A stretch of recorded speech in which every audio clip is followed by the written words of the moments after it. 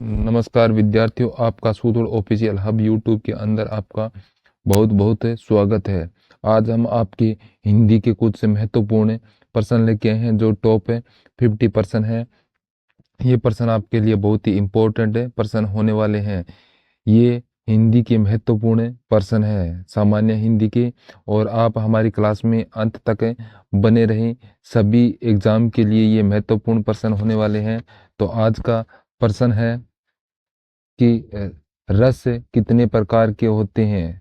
तो रस है ये कितने प्रकार के होते हैं, वेरी वेरी इंपॉर्टेंट प्रश्न है। तो रस है 11 प्रकार के होते हैं। रस है 11 प्रकार के होते हैं। तो इसमें है, पहला है श्रृंगार रस, हास्य रस, करुण रस, रौद्र रस, वीर रस, भयानक रस, विभ विभत्स रस, उद्धत रस, शांत रस, वात्सल्य रस और भक्त रस। तो ये 11 प्रकार के रस होते हैं। तो इसलिए आपका बी ऑप्शन है बिल्कुल सही होगा। अगला प्रश्न आपके लिए है, हिंदी साहित्य का 9वां रस कौन सा है। तो हिंदी साहित्य का 9वां रस है वो कौन सा है, तो बताएं। तो इसका 9वां रस आपका हो जाएगा शांत रस होगा। शांत रस हो जाएगा आपका 9वां रस है। तो डी आपका बिल्कुल सही होगा। नेक्स्ट प्रश्न है, क्रोध किस रस का स्थायी भाव है। तो क्रोध है ये किस रस का स्थायी भाव है, तो बताएं। तो क्रोध है ये रौद्र रस का स्थायी भाव है, रौद्र का। तो आपका डी ऑप्शन है बिल्कुल सही होगा। नेक्स्ट प्रश्न आपसे है, निम्न में से अंतस्थ व्यंजन कौन सा है। अंत से व्यंजन है ये कौन सा है आपका, तो बताएं। तो आपका अंत से व्यंजन है ये वह हो जाएगा, वह हो जाएगा। तो आपका सी ऑप्शन बिल्कुल सही होगा। नेक्स्ट प्रश्न है, निम्न में अल्प प्राण व्यंजन कौन सा है। तो अल्प प्राण व्यंजन है वो कौन सा है आपका, तो आपका उत्तर हो जाएगा ग है। ग ये आपका अल्प प्राण व्यंजन है। तो बी ऑप्शन आपका बिल्कुल सही होगा। अगला प्रश्न है कि प्रश्न चिन्ह कौन सा है। तो बताओ दोस्तों, तो इनके अंदर प्रश्न चिन्ह है वो कौन सा है। ये प्रश्न आपका गलत नहीं होना चाहिए। तो ये आपका हो जाएगा बी ऑप्शन है, ये प्रश्न चिन्ह है। ये चिन्ह है, ये आपका प्रश्न चिन्ह है। जो भी कोई प्रश्न पूछा जाता है तो उसके लास्ट में ये प्रश्न चिन्ह लगता है।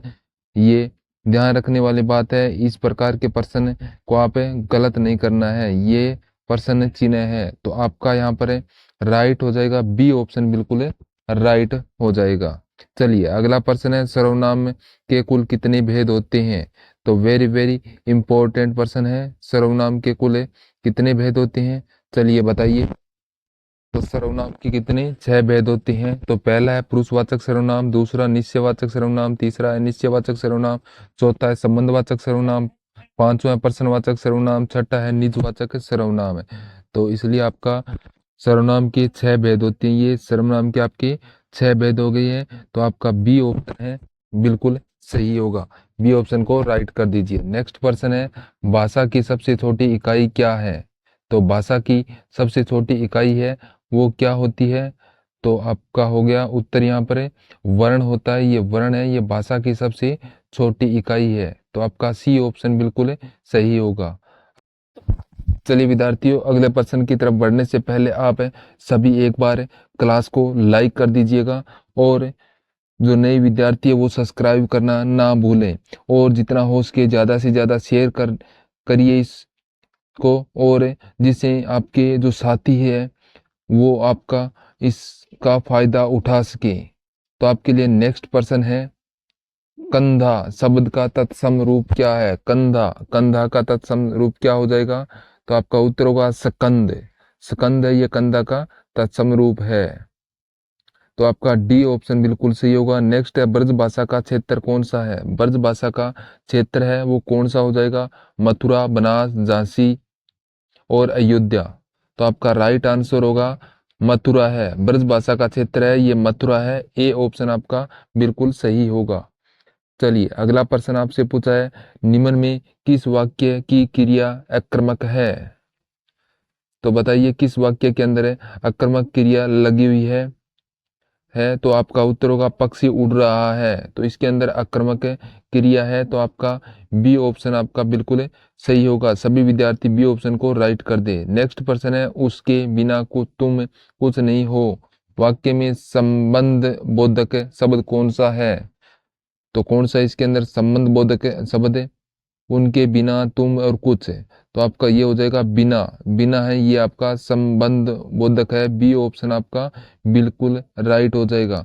तो इसके अंदर राइट कर दें बी ऑप्शन। तो अगला प्रश्न आपका है कि उनके कटोरा भर दूध पिया, वाक्य में अव्यय भाव कौन सा है? उनके कटोरा भर दूध पिया, वाक्य के अंदर अव्यय भाव शब्द है, वो कौन सा है? तो आपका उत्तर हो जाएगा भर। भर है ये अव्यय भाव शब्द है। तो आपका सी ऑप्शन आपका बिल्कुल राइट हो जाएगा। नेक्स्ट प्रश्न है निम्न में कौन सा शब्द स्त्रीलिंग है? तो कौन सा शब्द है इसमें जो स्त्रीलिंग है? विवाद, सार, रूप, आय। तो इसके अंदर है आपका आय है। आय ये एक स्त्रीलिंग शब्द है। तो डी ऑप्शन आपको राइट करना है।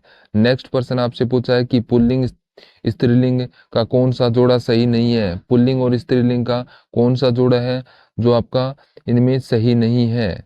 तो ये पुल्लिंग और स्त्रीलिंग का जो जोड़ा है वो कांत और कांति, ये आपका सही नहीं है। तो डी ऑप्शन आपका राइट होगा और सभी बाकी है ये स्त्रीलिंग और पुल्लिंग का है। नेक्स्ट प्रश्न है कौन सा शब्द है संदेह बहुवचन में प्रयोग होता है? तो कौन सा शब्द है जिसके अंदर संदेह है बहुवचन का प्रयोग होता है? तो उत्तर होगा प्राण। प्राण के अंदर संदेह बहुवचन का प्रयोग होता है। बी ऑप्शन आपका राइट हो जाएगा। अगला प्रश्न है चौपाई के प्रत्येक चरण में कितने मात्राएं होती है? तो चौपाई के अंदर जो प्रत्येक चरण है उसके अंदर कितनी मात्राएं होती है? तो आपका हो जाएगा 16 मात्राएं होती है। कितनी? 16 मात्राएं। डी ऑप्शन राइट होगा। अगला है राष्ट्र की भाववाचक संज्ञा क्या होगी? राष्ट्र की भाववाचक संज्ञा है ये क्या हो जाएगी? तो आपका राइट हो जाएगा राष्ट्रीयता। राष्ट्रीयता राष्ट्र की भाववाचक संज्ञा है, ये राष्ट्रीयता हो जाएगी। डी ऑप्शन आपका राइट होगा। अगला है संज्ञा के कितने भेद होते हैं? चलिए बताइए संज्ञा के कितने भेद होते हैं? वेरी वेरी इंपॉर्टेंट प्रश्न है।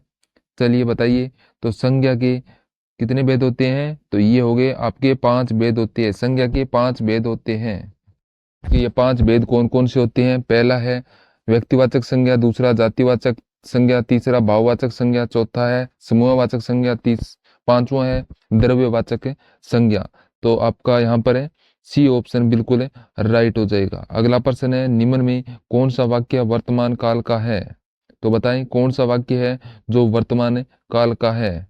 तो यहाँ पर आपका होगा मानव पढ़ता है। तो मानव पढ़ता है तो वो तो पढ़ रहा है, तो इसका मतलब कि वो वर्तमान काल का है। तो ए ऑप्शन आपका बिल्कुल सही होगा। सभी विद्यार्थी ए ऑप्शन को राइट कर दें। चलिए अगला प्रश्न आपसे पूछा है कि श्याम को पुस्तक पढ़नी है, यह किस वाक्य में है? तो श्याम को पुस्तक पढ़नी है, यह कौन वाक्य में है? तो ये आपका हो जाएगा यहाँ पर राइट आंसर कर्म वाच्य के अंदर होगा। कर्म वाच्य में है ये। तो आपका डी ऑप्शन है। डी ऑप्शन आपका बिल्कुल राइट हो जाएगा। नेक्स्ट प्रश्न है वह चम्मच से चावल खाता है, वाक्य में चम्मच में कौन सा कारक है? तो चम्मच है, चम्मच में चावल खाता है, तो चम्मच है वो कौन सा कारक हो जाएगा आपका? कौन सा कारक है? चलिए बताइए फटाफट सभी इसका आंसर कमेंट बॉक्स में दें। तो चम्मच है ये कर्ण कारक है। चम्मच है कर्ण कारक है। तो ये ऑप्शन आपका बिल्कुल सही होगा। नेक्स्ट प्रश्न आपसे पूछा है कि निम्न में से कौन सा शब्द है तत्सम नहीं है? तो कौन सा शब्द है जो तत्सम शब्द नहीं है? अग्नि, चतुर्दश, वत्स्य और फूल। तो इसके अंदर फूल है ये तत्सम शब्द नहीं है, तो और बाकी तत्सम शब्द है। तो डी ऑप्शन आपका बिल्कुल सही होगा। नेक्स्ट प्रश्न आपका स्कंद का तद्भव रूप है। तो स्कंद का तद्भव रूप है वो कौन सा हो जाएगा?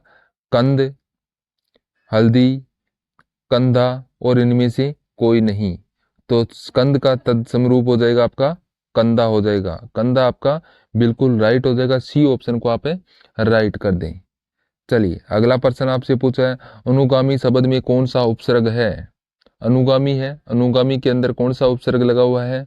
तो अनुगामी के अंदर आपका अनु उपसर्ग लगा हुआ है। अनुगामी में अनु उपसर्ग लगा हुआ है, इसलिए सी ऑप्शन आपका सही होगा। अगला प्रश्न है सावधानी में कौन सा प्रत्यय है? तो बताएं सावधानी के अंदर है कौन सा प्रत्यय लगा हुआ है? सावधानी में ई प्रत्यय लगा हुआ है। ई प्रत्यय लगा हुआ है। तो आपका सी ऑप्शन बिल्कुल सही होगा। अगला प्रश्न क्या पूछा है कि सन्यासी का विलोम शब्द है, तो बताएं सन्यासी का विलोम शब्द क्या हो जाएगा आपका। सन्यासी का विलोम शब्द पूछा है तो ये होगा गृहस्थ, गृहस्थ हो जाएगा सन्यासी का विलोम शब्द, तो आपका सी ऑप्शन बिल्कुल सही हो जाएगा। नेक्स्ट प्रश्न आपसे क्या पूछा है, नागर का पर्यायवाची क्या है। नागर का पर्यायवाची शब्द पूछा है, नागर का पर्यायवाची शब्द है वो क्या हो जाएगा, तो नागर का पर्यायवाची शब्द आपका हो जाएगा चतुर, चतुर है ये नागर का पर्यायवाची है, तो आपका सी ऑप्शन बिल्कुल सही होगा। चलिए अगला प्रश्न है, अली शब्द में अनेकार्थ शब्द है, तो अली शब्द के अंदर कौन सा है अनेकार्थ शब्द। चलिए बताइए फटाफट, इसका उत्तर आप कमेंट बॉक्स में दीजिए। बहुत ही बढ़िया प्रश्न और इंटरेस्टिंग प्रश्न है। अली के अंदर आपका है भंवरा और कोयल, कोयल ये दोनों अनेकार्थ शब्द है, तो इसलिए आपका ए ऑप्शन है बिल्कुल राइट हो जाएगा। ए ऑप्शन को राइट कर दें सभी विद्यार्थी। अगला प्रश्न आपसे पूछा है कि चपला चप्पल के रूप समरूप बिनार्थ है, चपला चप्पल के समरूप बिनार्थ शब्द है वो कौन सा है।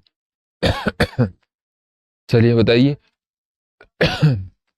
क्या हो जाएगा आपका उत्तर है, तो यहाँ पर आपका होगा बिजली और तेज, बिजली और तेज, तो इसलिए आपका ए ऑप्शन है बिल्कुल सही हो जाएगा इसके अंदर।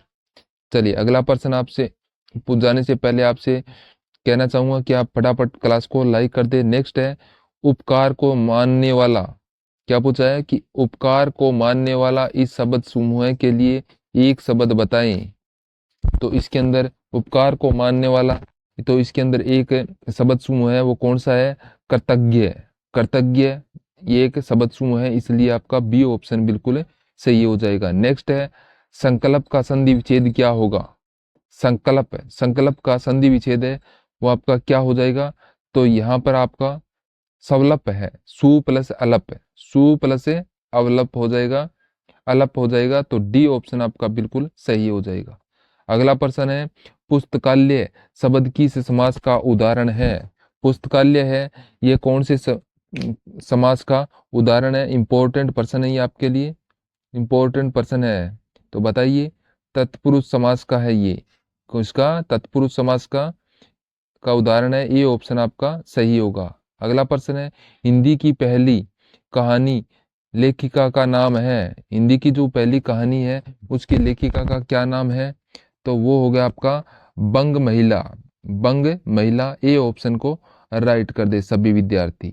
चलिए अगला प्रश्न आपसे है कि हिंदी वर्णमाला में व्यंजनों की संख्या होती है, तो हिंदी वर्णमाला के अंदर व्यंजनों की संख्या है वो कितनी होती है दोस्तों, तो आपका उत्तर हो जाएगा हिंदी वर्णमाला में 33 व्यंजनों की संख्या होती है, 33, तो सी ऑप्शन आपका बिल्कुल सही होगा। नेक्स्ट प्रश्न है क्रिया कितने प्रकार की होती है, चलिए बताइए दोस्तों क्रिया है ये कितने प्रकार की होती है, इंपॉर्टेंट प्रश्न है आपके लिए, तो क्रिया है आपकी 2 प्रकार की होती है, तो ये कौन कौन सी होती है, एक तो होगी आक्रमक क्रिया और एक सक्रमक क्रिया, तो सी ऑप्शन आपका बिल्कुल सही होगा।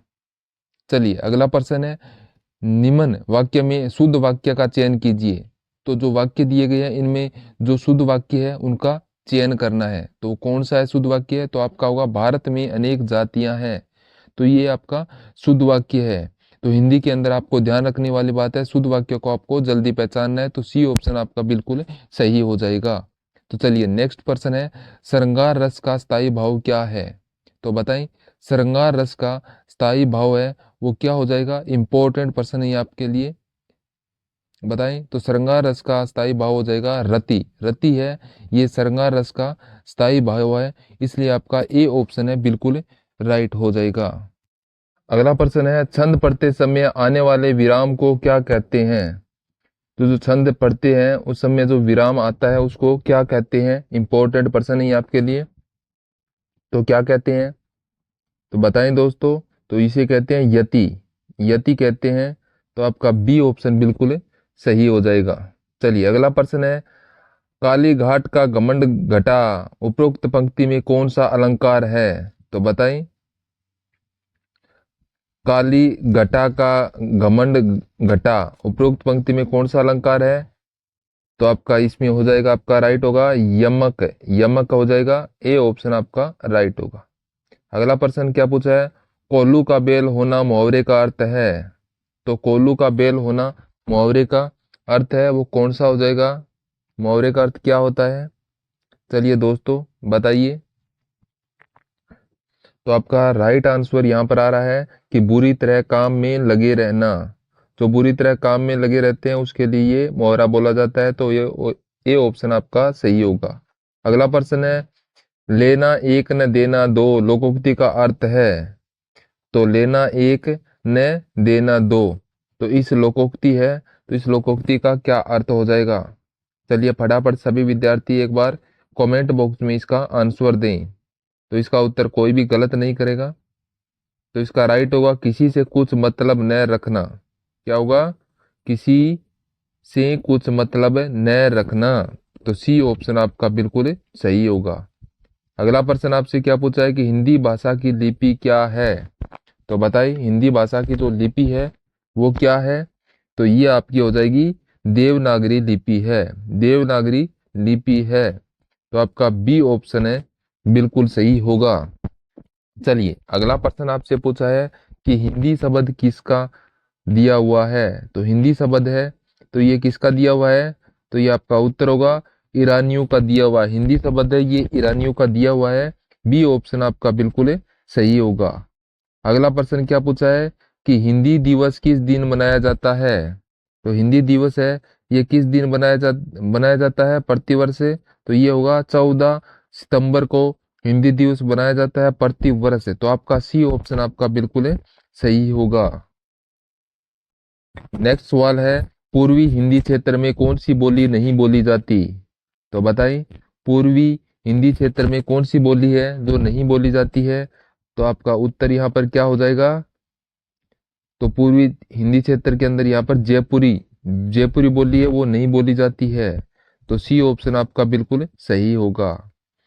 नेक्स्ट प्रश्न है, निम्न में से कौन सी प्रेमचंद की कृति नहीं है? तो बताइए कौन सी है जो प्रेमचंद की कृति नहीं है? चलिए, तो मेला आंचल है, ये प्रेमचंद की कृति नहीं है, और बाकी सभी है ये प्रेमचंद की कृति है। तो आपका डी ऑप्शन आपका बिल्कुल सही होगा। नेक्स्ट प्रश्न आपसे पूछा है कि भारतीय संविधान में हिंदी भाषा को मान्यता कब प्रदान की गई? तो भारतीय संविधान के अंदर जो हिंदी भाषा है उसको मान्यता कब प्राप्त हुई थी? कब प्राप्त हुई थी? तो आपका उत्तर हो जाएगा 14 सितंबर 1949 को। 49 को भारतीय संविधान के अंदर हिंदी भाषा को मान्यता प्राप्त हो गई थी। बहुत ही बढ़िया प्रश्न है, तो आपका ये ऑप्शन बिल्कुल सही होगा। अगला प्रश्न आपसे पूछा है कि भारत भारती पुरस्कार इनमें से किसको सबसे पहले मिला? तो भारत भारती जो पुरस्कार है, तो सबसे पहले किसको मिला था? महादेवी वर्मा, जैनेन्द्र रामकुमार वर्मा और अजय। तो किसको मिला था? तो ये मिला था महादेवी वर्मा को मिला था। भारत भारती पुरस्कार है, पहले महादेवी वर्मा को मिला था। ए ऑप्शन आपका बिल्कुल सही होगा।